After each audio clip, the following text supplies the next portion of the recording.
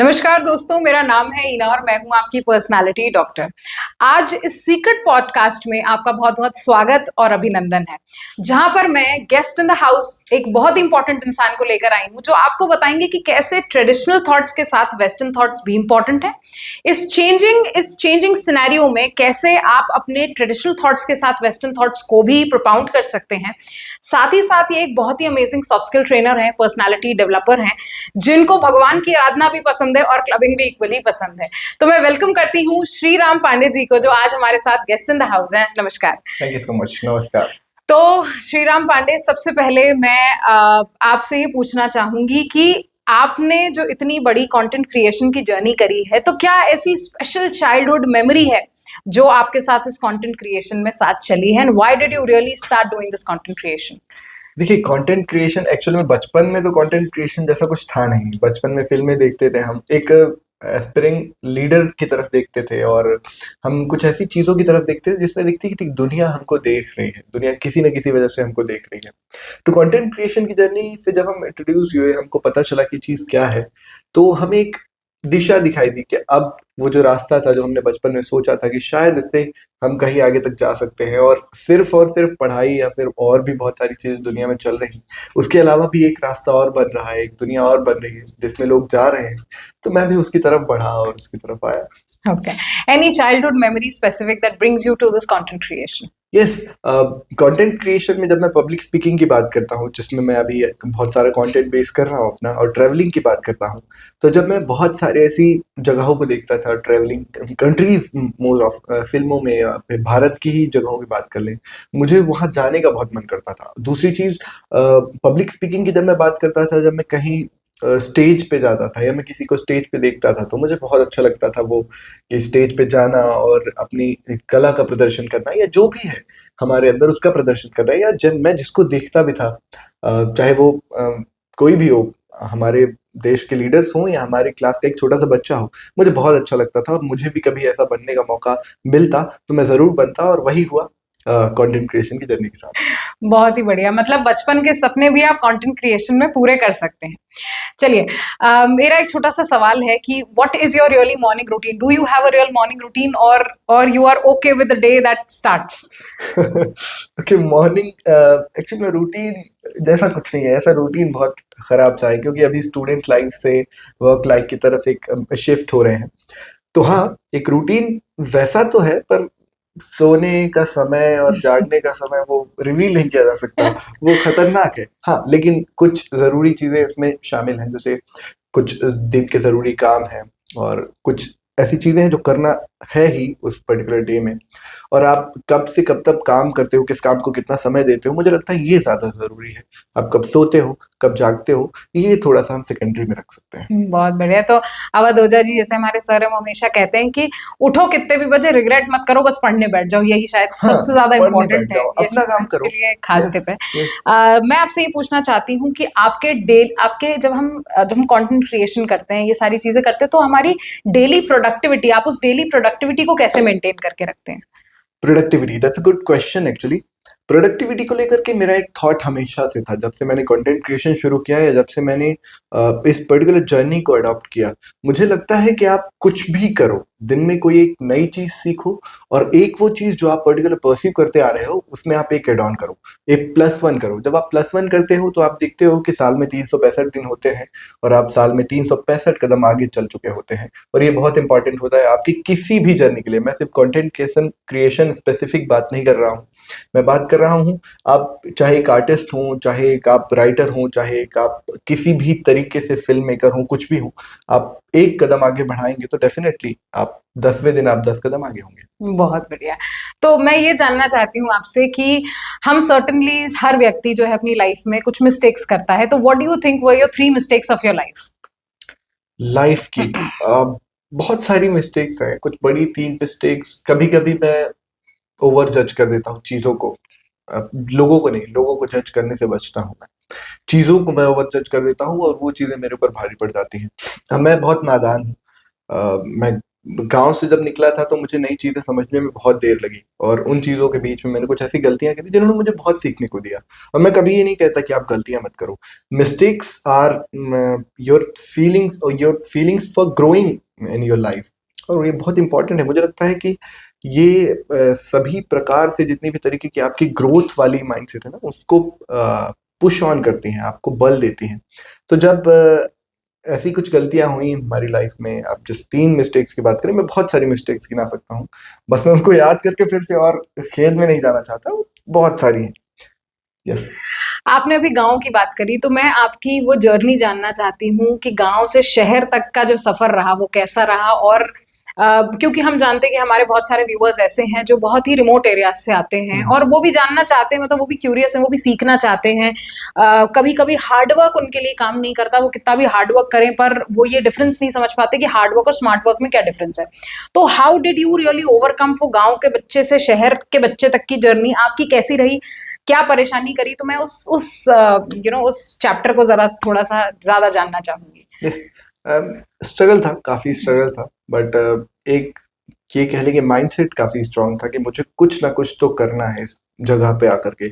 शहर आना या गाँव से शहर में ट्रांज़िशन उतना मुश्किल नहीं होता, बस आपको थोड़ा समय देना होता है चीज़ों को।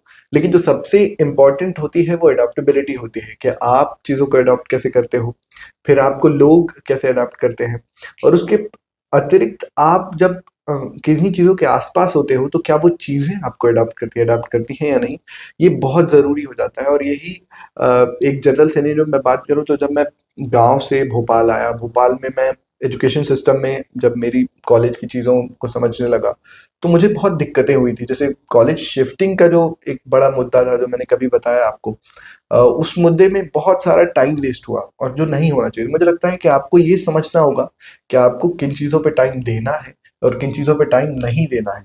दोनों ही चीज़ें एक पैरेलल चलती हैं, जिनमें आप भटक भी सकते हो। आजकल नए-नए बच्चे राजनीति में बहुत ज़्यादा जा रहे हैं। मैं नहीं कहता कि आप नहीं जा सकते, पर आप ये ध्यान रखिए कि कहीं आप किसी राजनीतिक षड्यंत्र का शिकार तो नहीं हो रहे। कहीं आप किसी ऐसी चीज़ का शिकार तो नहीं हो रहे जिसमें आपका बहुत ज़्यादा टाइम जाने वाला है और आप उन व्यक्तिगत विचारधाराओं के बीच में फँस करके और अपनी सारी चीज़ें पूरी नहीं कर पाएँगे जो आप करने आए थे। तो एक ट्रांज़िशन मेरी लाइफ़ में हुआ, और मैं यही कहता हूँ कि आप आइए, पहले आप चारों तरफ से आँखें खुल के 3D में देखिए, 2D में मत देखिए प्लीज़। 3D में देखेंगे तो आपको सारी चीज़ों का अलग-अलग डायरेक्शन पता चलेगा और आप अलग-अलग पर्सपेक्टिव से समझ पाएँगे। तो मुझे लगता है कि गाँव से शहर में आने तक में ये ट्रांज़िशन बहुत काम आएगा आपको। यस। बहुत बढ़िया। तो क्योंकि आपकी जर्नी ऐसी रही है, काफ़ी इस जर्नी में भी उथल-पुथल रही है, तो मैं ये जानना चाहती हूँ कि ऐसी कौन-सी 3 इम्पोर्टेंट किताबें थी, जिन्होंने सफ़र में आपकी मदद करी है?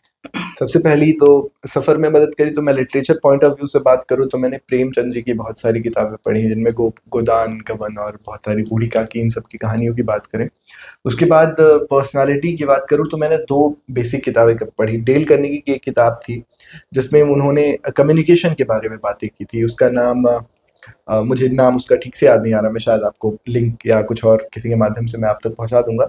और एक बॉडी लैंग्वेज को लेकर किताब थी, जिसमें ह्यूमन बॉडी लैंग्वेज के बारे में बहुत सारी चीज़ें कही गई थी, जिसने एक बेसिक आइडिया दिया, बेसिक कन्वर्सेशंस के बीच में आप डे टू डे की कन्वर्सेशन के बीच में लोगों को कैसे समझ सकते हो, बिना जज किए, सबसे ज़रूरी बात, बिना जज किए, और किस तरीके से आप अपने अंदर उन रिटेंशंस को ले सकते हो और बेहतर पर्सनैलिटी अपनी बना सकते हो। तो ये मुझे लगता है ये 3 जो बुक्स हैं आपको पढ़नी चाहिए। ऐसी इनसे सिमिलैरिटीज़ मिलती-जुलती बुक्स भी आपको मिल जाएँगी, सिमिलर बुक्स भी। आप उनको भी पढ़ सकते हैं, पर आप ये ध्यान रखें कि आप पहले एक लिटरेचर पॉइंट ऑफ व्यू से एक किताब को पढ़ें, एक किताब अपनी ग्रोथ पॉइंट ऑफ व्यू से, और एक वो किताब होनी चाहिए जो शायद आपकी डेली लाइफ़ की और एजुकेशन सिस्टम से जुड़ी होनी होती है। बहुत ही बढ़िया। तो श्रीराम जी, मैं आपसे ये पूछना चाहती हूँ, अपार्ट फ्रॉम एवरीथिंग हम जानते हैं कि कंटेंट क्रिएशन में कभी ना कभी सैचुरेशन आ जाता है। हुँ। तो what has kept you going in your content creation journey? Yeah, what has always inspired you? What was your reason of consistency, especially when it came to content creation? Yes, actually content creation में मेरा ऐसा बहुत बड़ा वो नहीं था कि मैं रोज-रोज कंटेंट बनाऊँगा, रोज-रोज यही करूँगा। मैं जो था, मैंने वही परोसा लोगों को। मैंने अपनी डे टू डे की ट्रैवलिंग की वीडियोज़ को पोस्ट किया, पर्सनैलिटी वीडियोज़ को पोस्ट किया, या फिर मैं ये कहूँ कि एजुकेशनल वीडियोस या पोएट्री जो मैं करता था, तो कोई ऐसा काम जो कि मुझे एफर्ट बहुत ज़्यादा लगा के करना पड़े वो नहीं किया। मैं जो करता था वही शो करता था, और लकीली मेरे साथ मैं एक और घटना हुई कि जब मैं पर्सनालिटी ट्रेनर के रूप में कॉलेजेस में जाने लगा, तो वहाँ मुझे और ज़्यादा बोलने का मौका मिला, और शायद जब मैं उसको रिकॉर्ड करके अब मैं पोस्ट करूँगा तो वो और कंटेंट में और सैचुरेशन आने के बाद मुझे लगता है कि वो चीज़ें इम्पैक्ट नहीं करेगी, क्योंकि मैं जो हूँ या आप जो है, मुझे सजेशन के रूप में अगर कहना होगा तो कि आप जो भी व्यक्ति है, आप जो भी पर्सनालिटी है, आप उसको दिखाइए लोगों को, तो बहुत बेहतरीन तरीके से किसी भी पॉइंट ऑफ टाइम पे वो ऊपर रहेगा और वो आपको आगे करता रहेगा, चाहे आप कुछ भी करते रहें। बहुत ही बढ़िया। तो मेरा एक और छोटा सा सवाल है आपसे कि क्योंकि ये पॉडकास्ट बहुत सारे स्टूडेंट्स तक जाने वाला है, आपके मेरे हम दोनों के बहुत सारे स्टूडेंट्स हैं, तो ये जब स्टूडेंट सुनते हैं तो मैं ये जानना चाहती हूँ कि what are the 3 things that a student should do in his life. Yes. सबसे पहली चीज़ तो कि आप जिन आसपास की कठिनाइयों से गुजर रहे हैं उनको कठिनाइयां मत समझिए, उनको समझिए कि आपके गहने हैं जो बाद में आकर के आपको सजाने वाले हैं। दूसरी चीज़ जो मैंने अभी पहले बात करी कि रोज़ एक नई चीज़ सीखने की कोशिश करिए, जो दूसरी एडवाइस मेरी होने वाली है। तीसरी कि आप अपने टाइम को कुछ एक ब्रैकेट में डालिए और उसको उस तरीके से मैनेज करें जिस तरीके से किसी ने ना किया हो। यानी मैं इस चीज़ की बात कर रहा हूँ कि आप किसी ऐसे बंधन को तोड़िए, किसी ब्रैकेट को तोड़िए जो शायद आपके अंदर भी वो चीज़ ना रही हो, किसी और ने ना किया हो। जब मैं ये कहता हूँ कि जब रात में सोने या जागने की बात होती है तो आप जागिए 4 बजे तक, लेकिन आप 4 बजे तक जाग कर जो काम कर रहे हैं, आप उस पर ध्यान दीजिए कि आप क्या कर रहे हैं। बहुत ही बढ़िया। अच्छा, मुझे ये जानना है कि have you really hit the lowest of your life any time, any moment in your life, क्योंकि हम बात कर रहे हैं इसी बारे में। तो आपने अपने उस लोएस्ट को अपने हाईएस्ट तक आप कैसे लेकर गए, या वो उस लोएस्ट मोमेंट पे what was your thought, how did you overcome it? मुझे उसकी जर्नी आपसे जाननी है।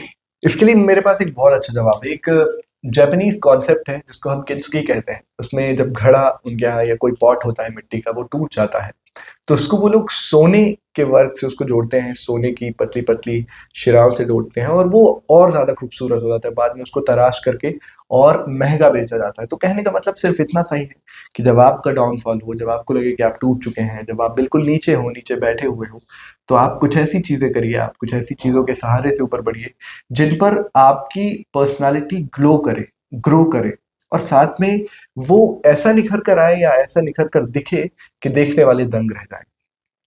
ओके, बहुत ही बढ़िया। मतलब इतना बढ़िया कॉन्सेप्ट दिया है कि आप अगर जीवन में टूट रहे हो तो टूटे ना, ये समझिए कि शायद ये ऊपर वाले की परीक्षा है कहीं ना कहीं, और उस आपकी उन परीक्षाओं को भी, मतलब उसको ऊपर वाला जो है सोने से मोल देगा। तो बहुत ही बढ़िया तरीके से आपने इस बात को कहा है। मैं थोड़ा सा इस चीज को और आगे की तरफ ले जाना चाहूंगी, जहां मैं नेटवर्किंग की बात करूंगी कि आज की डेट में नेटवर्किंग मुझे लगता है पैसे से बढ़कर नेटवर्किंग है। कि अगर मेरे फोन में उतने जरूरत वाले कॉन्टैक्ट्स हैं तो मुझे लगता है कि मैंने वैसे भी दुनिया जीत ली है।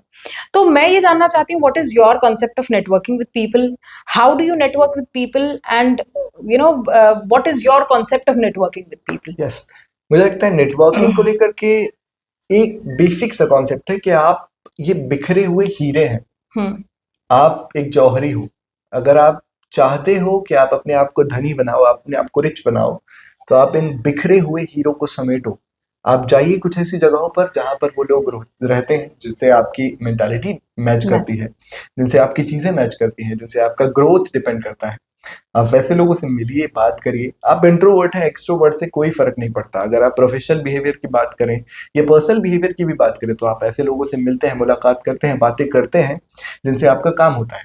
थोड़ा सा और आप अप्रोच करिए, थोड़ा सा और अपने अंदर की क्षमता को बढ़ाइए कि मैं उन लोगों से भी बात करूं जो शायद थोड़े से इतर हैं हमसे। आप अलग अलग इवेंट्स पे जाइए, अलग अलग जगहों पर जाइए। आपका इनविटेशन जहाँ पे है वहां पे जाइए, जहाँ पे नहीं है वहां पर पूछ कर जाइए, और जाइए जरूर जहाँ पे आपको लगे कि आपके काम के लोग हैं और आपकी नेटवर्किंग मजबूत होगी, तो आप जरूर जाइए और बिखरे हीरो को समेटिए। आप जौहरी हैं भाई। बहुत ही बढ़िया। तो भाई हमारे पास तो ना ऐसे व्यक्ति है जो जो आपकी गलतियों को सोने में बदल रहा है और आपको आपको ये बता रहा है कि भाई डायमंड्स कैसे चुने अपनी लाइफ में। तो मुझे लगता है आपसे ज्यादा महंगा व्यक्ति कोई है नहीं, श्रीराम पांडे जी। बहुत बढ़िया, हम आगे बढ़ते हैं हमारे पॉडकास्ट की तरफ। आप ये जानते हैं कि बच्चे आपको बहुत प्यार करते हैं, मतलब जैसा लगाव मैंने बच्चों का आपके प्रति देखा है, तो मुझे ऐसा लगता है कि मतलब सर की तो फैन फॉलोइंग ही चल रही है बिल्कुल। तो मैं ये जानना चाहती हूँ कि इस फैन फॉलोइंग का कारण क्या है? व्हाट डू यू थिंक कि स्टूडेंट्स आपको इतना प्यार करते हैं? एक्चुअली मुझे लगता है कि as a trainer, as a teacher, जब मैं स्टेज पे या फिर मैं क्लासरूम में होता हूँ, तो मैं बच्चों को उनके स्तर के हिसाब से नहीं देखता। मैं देखता हूँ कि वो मेरा एक ऐसा दोस्त है जिसको मुझे सही बात समझानी है, जिसको मुझे वो बात समझानी है उन्हीं की भाषा में। टीचर्स की भाषा क्लिष्ट हो सकती है, सरल हो सकती है, लेकिन किसी की पर्सनल भाषा में अगर कोई समझा रहा है तो उसको अपना लगता है। मुझे लगता है कि मेरी लाइफ में भी यही ट्रांजिशन चल रहा है। एक यूथ होने के नाते जब मैं कॉलेजेस में जाता हूँ, वहाँ मेरे बराबर भी बच्चे होते हैं, मेरे से छोटे और बड़े भी होते हैं। जब मैं उनसे इंटरेक्ट करता हूँ तो उनकी भाषा और मेरी भाषा लगभग समान हो जाती है। उनके जोक्स के स्टैंडर्ड और मेरे जोक्स के स्टैंडर्ड लगभग समान हो जाते हैं। जब ह्यूमर की बात करें या फिर इंटेलिजेंस की बात करें, तो मैं बहुत ज़्यादा इंटेलिजेंट बनने की कोशिश नहीं करता कि इतना सारा नॉलेज है। कोई भी जैसे एक जनरल कॉन्सेप्ट है, उसको आप बिल्कुल आसानी से समझाइए ना। एडगर डेल की रिटेंशन थ्योरी है, तो उसको आप आसानी से बता सकते हैं कि क्या चीज़ है।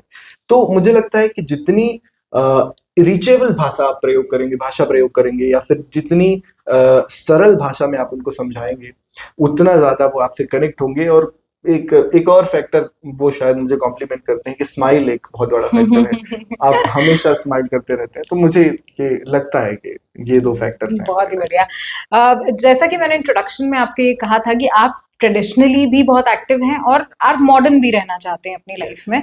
तो आपको क्या लगता है कि स्टूडेंट्स को हम ऐसी क्या रिकमेंडेशन दे सकते हैं या ऐसा क्या सलाह दे सकते हैं जिसमें हम स्टूडेंट्स को ट्रेडिशनली भी कनेक्ट करें और मॉडर्नली भी उनको कहीं पीछे ना होने दें? देखिए, ट्रेडिशंस और मॉडल्स, एक मॉडल जो लिविंग सिस्टम है, इस तरीके हैं हमारे जीने के ना, हम्म। ये हम तो नहीं है। हम्म। हम ट्रेडिशनल या हम मॉडल, हम पैदा होते ही नहीं तय किए गए थे कि हम कौन से हैं। हम्म। जैसे हमने अभी फोन लिया सैमसंग का या आईफोन लिया, तो ये हमारी चॉइस है ना कि मैं क्या चूज कर रहा हूँ, या फिर मैं दोनों यूज कर रहा हूँ। हम्म। आपकी लाइफ में भी आपको जो चीजें पसंद है, आप उनको तो ध्यान रखिए। जो चीजें समाज पसंद कर रहा है, उसको भी ध्यान में रखिए। और इन दोनों चीजों को जब हम मैचअप करते हैं, तो हमको ये समझ में आता है कि ये दोनों तरीके हम इस्तेमाल करके ज्यादा बेहतर इंसान बन सकते हैं। सिर्फ एक तरफ रह जाएंगे तो मुझे लगता है कि एक तबका आपको देख पाएगा, आप इस तरफ रह जाएंगे तो एक तबका देख पाएगा। लेकिन अगर आप दोनों चीजों को संभाल लेकर चलोगे, तो मुझे लगता है कि दोनों तबके आपको देख रहे होंगे, और आप दोनों तबकों से सीखोगे भी। आप एक जर्नी जो है, लाइफ जर्नी जो है, जो आपकी खुद की सीखने की जर्नी है, उसमें आप एक बिल्डअप होगे। और मुझे लगता है कि यही दो चीजें हैं जो मुझे मोटिवेट करती है कि मैं अपनी ट्रेडिशंस को ना भूलूं। जो मेरी सभ्यताएं हैं, जो मेरी, मुझे बहुत पसंद है, ये चीजें मुझे बहुत ज्यादा पसंद है। और बढ़ने के लिए आपको एक चीज और चाहिए, जो मॉडर्न फिलोसफीज जो कहती हैं कि आपको उस वेस्टर्न कल्चर के साथ भी रहना है। तो मुझे दोनों पसंद है कि मुझे दोनों के साथ रहना है। जब फेस्टिवल्स आते हैं तो मैं कुर्ता धोती पहन लेता हूँ, और जब मुझे जाना होता है तो मैं जैकेट पहनता हूँ। कोई दिक्कत बहुत ही नहीं। बढ़िया। अच्छा, आपको नहीं लगता ऐसा कि कहीं ना कहीं मॉडर्न तबका जो है या मॉडर्न सोसाइटी जो है बहुत अट्रैक्ट करती है इंडियंस को, जबकि मुझे ऐसा लग रहा है कहीं ना कहीं हम वो हमें फॉलो कर रहे हैं और हम उनको फॉलो करने में लगे हुए हैं। जबकि ट्रेडिशनली अगर आप देखें तो हमारे नियम या हमारी चीजें जो है बहुत लॉन्गेटिविटी वाली हैं। मतलब अगर हम ऐसा आहार खाएंगे तो हम लंबे जिएंगे, अगर हम बर्गर खाएंगे तो ऑब्वियसली हम कम जिएंगे। मतलब वो अब लंबे जीवन की सोच रहे हैं और हम अब कम के जीवन की सोच रहे हैं। हमको ये चीजें बहुत अट्रैक्ट कर रही हैं, ऐसा क्यों है? और इसका सोल्यूशन क्या है इस बात का? अब क्यों है, तो उसका जवाब यही है कि दूर के ढोल सुहाने होते हैं, या grass is a greener at the other other side of side, the field. है ना, other side in the field. तो ये रीजन हो गया कि क्यों अट्रैक्ट करते हैं। बाकी हमको क्या करना चाहिए, मुझे लगता है कि आप दोनों चीजें फॉलो करें, लेकिन सबसे ज्यादा जो आप चीज कर सकते हैं वो है आपका ट्रेडिशनल, कि जो वैल्यू सिस्टम बनाया है समाज ने, जो वैल्यू सिस्टम आपको मिला है, जिसने आपको दिया है, आप उसको पे बैक कैसे करोगे। आप अपनी माँ का कर्ज कैसे अदा करते हो? उनके साथ रह के लाइफ टाइम उनकी केयर करके, राइट? जैसे आपके उनने केयर की है, राइट? तो आप जिस सभ्यता ने आपको बड़ा किया है, जिस भाषा ने आपको ज्ञान दिया है, जिस गुरु ने आपको शिक्षा दी है, उसकी आप कैसे पे बैक करोगे? उसको आप कैसे पे बैक करोगे? तो ये बेसिक सा सवाल, जिसका जवाब यही होगा कि आप अपने ट्रेडिशंस के आसपास रह करके, और मुझे लगता है कि मैक्सिमम आप उसके आसपास रह करके आप ग्रोथ करो तो ज्यादा बेहतर होगा, और यही उस चीज का जवाब हो सकता है। एक छोटा सा सवाल जरा थोड़ा हटके पूछूंगी मैं कि जैसे मैंने ये देखा है कि बड़े नेशंस में ना ऑटोक्रेसी का ज्यादा रोल रहता है। ये लोग ज्यादा इस बात में विश्वास करते हैं कि जो कहा गया वैसा ही नियम फॉलो करना चाहिए। क्या आपको ऐसा लगता है कि इंडिया जैसे देश में भी ऐसा नियम होना चाहिए?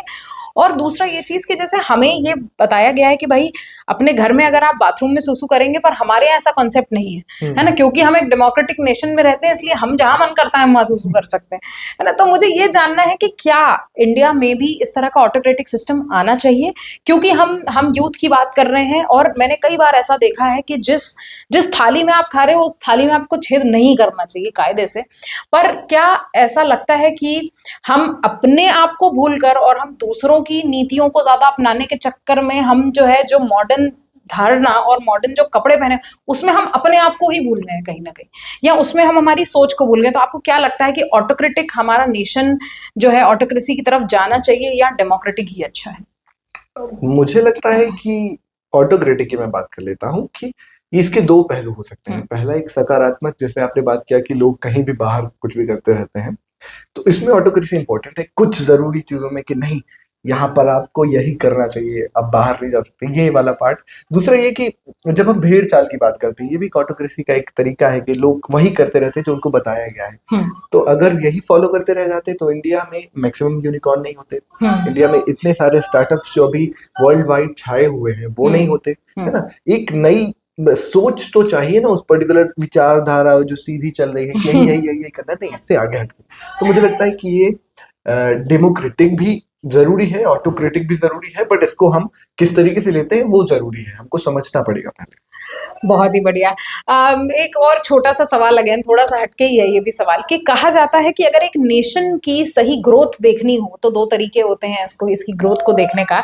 सबसे पहला तरीका है कि उस नेशन की औरतों को कैसे ट्रीट किया जाता है, और दूसरा ये कि उसके निचले तबके के लोगों को कैसे ट्रीट किया जाता है। आपको क्या लगता है एक सक्सेसफुल नेशन किन चीजों के एस्पेक्ट या कॉम्पोनेंट से बनता है? देखिए, ये तो बहुत बड़ा सवाल हो जाएगा मेरे लिए।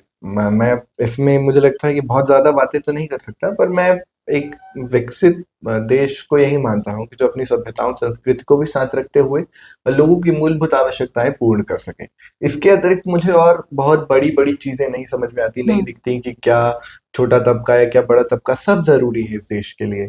सबने इस देश को बनाया है। मुझे लगता है कि जो जंगल में रह रही आदिवासी जनजातियां हैं वो तो आपके शहरों में नहीं आ रही हैं, वो तो आपको कुछ भी नहीं दे रही, ना आपको वोट देने आ रही हैं, तो वो डेमोक्रेसी का हिस्सा भी नहीं हो रही है, लेकिन फिर भी वो इस देश के हिस्से हैं और वो इस देश को देश बनाते हैं। तो मुझे लगता है कि सब जरूरी है, बस उसका आप किस तरीके से इस देश नेशन का निर्माण करते हो, देश का निर्माण करते हो, और किस तरीके से आप सबको साथ लेकर चलते हो, वो जरूरी है।